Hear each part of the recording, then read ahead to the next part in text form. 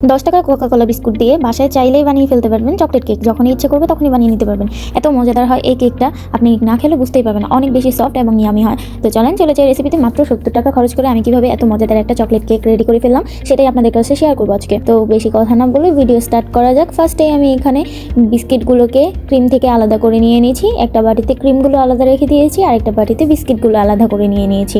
এখন আমি বিস্কিটগুলোকে পাটাপুতায় গুঁড়ো করে নিয়েছি। যেহেতু আমার কাছে ব্লেন্ডার নেই তাই আমি পাটাপুতায় গুঁড়ো করে নিয়েছি। আপনাদের কাছে ব্লেন্ডার থাকলে ব্লেন্ডারে গুঁড়ো করে নিতে পারেন। তো আমি বিস্কিটগুলোকে গুঁড়ো করে একটা বলে নিয়ে নিয়েছি। নেওয়ার পর এখানে একটা ডিম ভেঙে দিয়ে দিলাম। এখন দিয়ে দিয়েছি চিনি গুঁড়ো করে নিয়ে নিয়েছিলাম। চিনিটা বাড়িয়ে কমিয়ে দিতে পারেন। আর হ্যাঁ, অবশ্যই এখানে চিনিটা গুঁড়ো করে দেবেন বিস্কিটের সাথে, তাহলে মিশ্রণগুলোকে একসাথে মেশাতে খুব সুবিধা হবে। তো আমি এখন চিনি আর ডিম বিস্কিটের গুঁড়োটাকে খুব ভালো করে মিক্স করে নিচ্ছি। এখন আমি এখানে আগে থেকে জাল করে রাখা দুধ দিয়ে বেটারটা আমি রেডি করব। খুব ভালো করে এই ব্যাটারটাকে মেশাতে হবে আর অবশ্যই অল্প অল্প করে দুধ দিয়ে তারপর বুঝে ব্যাটারটা রেডি করতে হবে। একেবারে দুধ ঢেলে দেওয়া যাবে না, তাহলে ব্যাটারটা খুবই পাতলা হয়ে যাবে। তো আমি একটু একটু দুধ ঢালতেছি আর ব্যাটারটাকে গুলিয়ে নিয়েছি। মিশ্রণগুলোকে খুব ভালো করে একদম মিশিয়ে নিতে হবে যেন কোনো দানা টানা না থাকে। এখন আমি এখানে একটু পরিমাণে দুধ দিয়েছি আর এই দুধের উপরেই ইনোর পুরো প্যাকেটটাকে ছিঁড়ে দিয়ে দিলাম। তাহলে দুধটার মধ্যে ইনোটা খুব ভালো করে একদম মিক্সড হবে। আর এরপর দেখতে পাচ্ছেন ভিডিওতে কিভাবে ফুলতেছে ইনোটা। তো আমি এই বেটারটার মধ্যেই এই ইনোটাকে খুব ভালো করে মিক্সড করে নিব।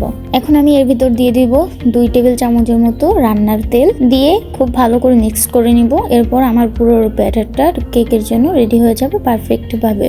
এখন আমি যে পাত্রের মধ্যে কেকটাকে বসাবো সেই পাত্রের মধ্যে আমি একটু হাতের সাহায্যে তেল নিয়ে তেল ব্রাশ করে দিচ্ছি। আর এখানে পেপার কেটে নিয়েছি আমি, এইটার মধ্যেও তেল ভালো করে দিয়ে আমি বসিয়ে দিলাম সেট করে।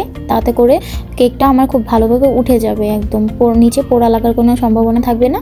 এখন আমি ব্যাটারটাকে ঢেলে দিব এই পাত্রের মধ্যে। এখন আমি পাত্রটাকে দুটো ঝাঁকা দিয়ে দিচ্ছি, এতে করে ভিতরে কোনো বাবলস ক্রিয়েট হবে না।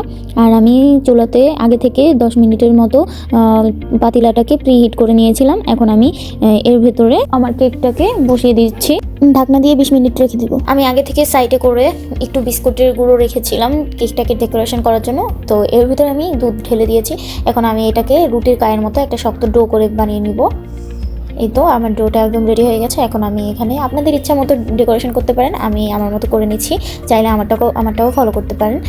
আসলে কেকের উপরে ডেকোরেশনটা ইচ্ছে মতো দেওয়া যায়, যেভাবে ইচ্ছে দিতে পারেন। তো এই তো আমারটা আমি করে নিচ্ছি এইভাবে। আমি গোল গোল শেপ দিয়ে নিচ্ছি।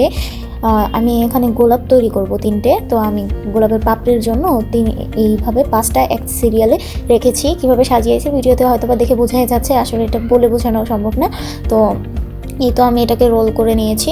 এখন আমি মাঝখান থেকে ছুরির সাহায্যে কেটে নিলাম। এই তো আমার গোলাপ কি সুন্দর রেডি হয়ে গেছে, দেখতে পাচ্ছেন। এখন আমি এটাকে হাতের সাহায্যে ফুটিয়ে নিচ্ছি। তো এই তো আমার গোলাপ একদম রেডি হয়ে গেছে, দেখতে পাচ্ছেন কি সুন্দর লাগছে। তো আমি এটা দিয়ে আজকে কেকটাকে ডেকোরেশন করব। আর আমি এখানে এই ডোটা দিয়ে হাতে একটু একটু পরিমাণে নিয়ে আরও কিছু গোল গোল সুইট বলসের মতো বানিয়ে নিয়েছিলাম। যেহেতু আমার কাছে সুইট বল নেই তাই আমি সুইট বলের মতো বানিয়ে নিয়েছিলাম। এতে করে কেকের উপরে দিলে খুব ভালো লাগবে দেখতে।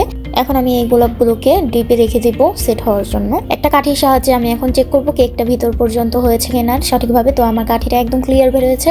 তো আমার কেকটা একদম রেডি হয়ে গেছে। আর দেখতেই পারছেন কি স্পঞ্জি হয়েছে, আঙুল দেওয়ার সাথে সাথে টেপে যাচ্ছে। এখন আমি কেকটাকে নামিয়ে নিব।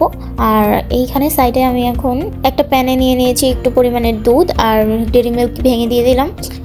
আগে থেকে বিস্কিটের ভেতরের যে ক্রিমগুলো রেখেছিলাম বাটিতে এটা দিয়ে দিলাম এর মধ্যে। এখন আমি এর মধ্যে অ্যাড করব 1 টেবিল চামচের মতো চিনি।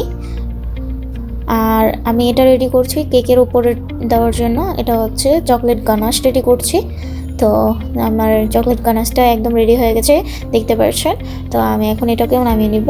আর আমার কেকটা এখন মোল্ড আউট করার পালা। দেখতে পাচ্ছেন আমি তেল ব্রাশ করার কারণে নিচে কি সুন্দর করে হাতের সাহায্যে কেকটা উঠে গেছে। তো আমি কেকটাকে এখন মোল্ড আউট করে দেখতে পাচ্ছেন কি পরিমাণে সফট আর হয়েছে, কেকটা স্পঞ্জি হয়েছে। তো আমি এখন কেকটাকে কেটে নিব উপর থেকে একটু উঁচু অংশটা যেটা ফুলে গেছে। তো এখন আমি কেকের উপরে চকলেট গানাশটা দিয়ে দিলাম। আর গোলাপগুলো ডিপ থেকে বের করে আমি এখন দিয়ে দিচ্ছি কেকের উপরে ডেকোরেশন করে। এটা মন মতো ডেকোরেশন যার যার ইচ্ছাভাবে করতে পারেন। তো আমি এইভাবে করে নিয়েছি সিম্পলি জাস্ট দেখানোর জন্য।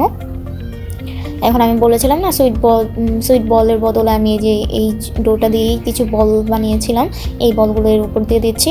আর আমি একটা বিস্কিট আলাদা রেখেছিলাম ডেকোরেশনের জন্য। তো এই বিস্কিটটা ভেঙে দুই পাশে দুটো দিয়ে দিলাম। এই দেখতে পাচ্ছেন আমার কেকটা কাটার সময় কি পরিমাণে সফট হয়েছে, ছুরি দেওয়ার সাথে সাথে একদম কেটে যাচ্ছে। দেখ এত ইয়ামি হয়েছিল কেকটা। আসলে বাসায় এইভাবে যদি বানিয়ে না খান তাহলে বুঝতেই পারবেন না যে এত মজা হয় এই রেসিপিতে কেকটা বানাইলে।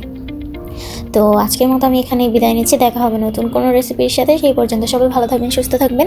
আর আমার ভিডিওটা ভালো লাগলে একটা লাইক, কমেন্ট, শেয়ার করে আমার পেজটাকে ফলো করে দিবেন। আসসালামু আলাইকুম।